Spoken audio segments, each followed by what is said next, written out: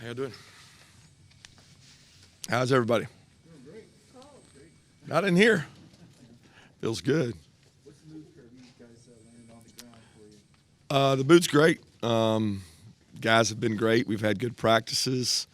We're excited to be here. Our guys are really fired up and got a tall task. We got a really good team to play, a very talented team, and it's kind of unique having to play them. It feels like almost back to back. You know, you played them the last game of the regular season or the championship game, and now an opportunity to play them. What seems like, I don't know how many weeks has it been? 4 weeks, 5 weeks since then. And you look at that tape, you look at other tape, you try to find things you can do differently, things maybe you can do better. And our guys have worked really hard on that. So I'm excited for them to get an opportunity to play. We're not completely done. We get to have a practice here and keep getting better and finding things we can change, but certainly excited.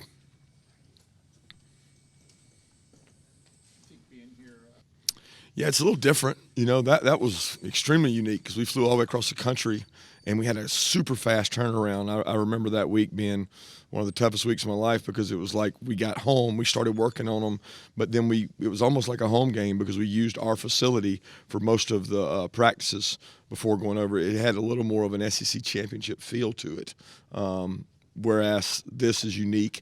We get to travel, come to Indy, and the weather is very different for a Georgia-Alabama matchup. I can promise you that. Kirby, how'd you get through practices on campus in terms of that? Yeah, we've had great practices. Knock on wood. We've got another one tomorrow, but we've had great health, no issues with flu or COVID, and the guys have practiced really hard and done well. At this point, the preparation, this point? We keep working on different things. We try to keep our plan, but you're always trying to throw different looks at guys. We're going to see some things we probably haven't seen, just like hopefully they're going to see some things they haven't seen.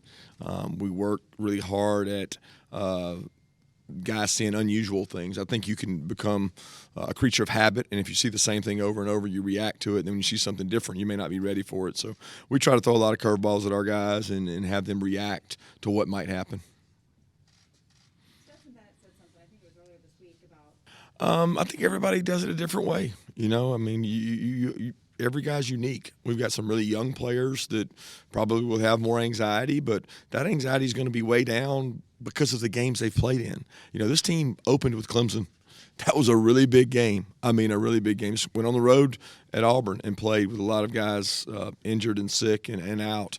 They've played in some big stages now, SEC Championship, the Orange Bowl. So what happens is you get a little more comfortable when you get in those environments. And we've got some older players that they've played well in all those environments. But you need your young players and your guys in their first and second year to play well in moments like this, and you obviously need your older players to lead them to do that. How is it different, though, Kirby, this second time around against that? Well, I don't know how it's different yet. I mean, the preparation's been different.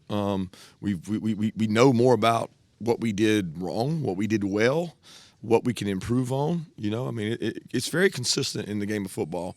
And it's boring for y'all. But if you don't win third down, you don't win red area, and you don't win turnovers, you're probably not going to like the outcome. So if you took the stat line and reversed it, then it would be just the reverse. You can't have multiple turnovers. You can't lose third down. You can't lose red area, all those critical situations, and expect to do well. So those are things that we've tried to harp on and try to do them better. Coach, is it fair to say that a lot of your players, is the coldest temperatures they've ever faced, a lot different than being in Miami a week ago? Yeah, it's fair to say that. When we got on the buses and the planes, I was like, I just had a sports coat on. I didn't even have a jacket. Luckily, my wife brought this jacket for me because she was prepared. But our players were all winter coated up, and so they're all warm. I told them they weren't going to be outside much. Smith said that he cried after the I don't think. I really don't think it would have mattered if it was the next game that we had to play Alabama. The defensive players we have, they have a lot of confidence, and they're okay looking in the mirror and saying, okay, what did I not do well? What did we do well? And what do we have to improve on? There's a lot of confident guys. They'll be confident regardless of the outcome of this game because that's the way they're wired. They're confident players. So I don't think that helped. I think it was good to go out and have some success, if that's what you're asking. But, yeah, Nolan's a special player. I mean, he wasn't the only guy shedding tears in that locker room. There were a lot of guys, but they also had earned the right to advance and get another opportunity, and they capitalized on that. Kirby, how important is it, like in any sport? Well, it's different than, say, baseball or, say, maybe even Well, the football playoffs, whatever. yeah. It's a little different, though, because we're in the playoffs all year, right? Like, if we lose, there's a chance that you're not going to advance. So it's the value of the regular season that makes it where every game matters. So we're playing Tennessee. We know what we're playing for.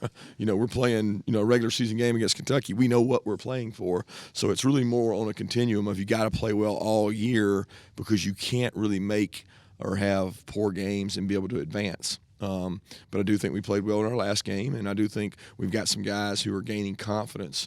That includes Stetson. The more he plays, the better he gets. And he hasn't played a ton when you think of the grand scheme of things. He's not like a 4-year starter in a national championship game. That's not what he's like. He's getting a lot of reps here in the last 6 months that have been valuable for him. Coach, can you feel how badly this fan base is craving? I can't feel it.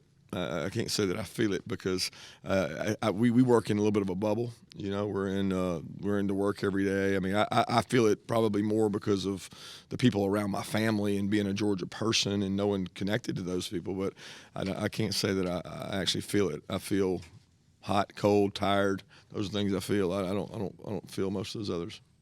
Would you rather be the favorite or the underdog? Doesn't matter because we don't look at it. I mean, we don't even. We're trying to figure out how we can do it better than them, and I don't get into what all the pundits have to say and what the Vegas line says because, I mean, it really does not matter. It does not matter one bit, and everybody wants to make it matter because they need a story to talk about. But I can promise you the other guy doesn't care on the other sideline, and I certainly don't care. I'm a whole lot more worried about what do I have to do to get my players to play their best. Talking about the outside noise, Coach, how proud are you that and in focus? I'm proud of Stetson and all our players. I mean, there's some guys that played really well around Stetson, and that's going to be important in this game. Can they protect him? Can he make some plays outside? Can we establish running game to protect him and not be in long yardage situations? Can we get turnovers on defense and stops in the red area? Because all those things help Stetson and they help our team, and that's the ultimate goal is to help each other to be at our best when our best is needed. Thank you, guys.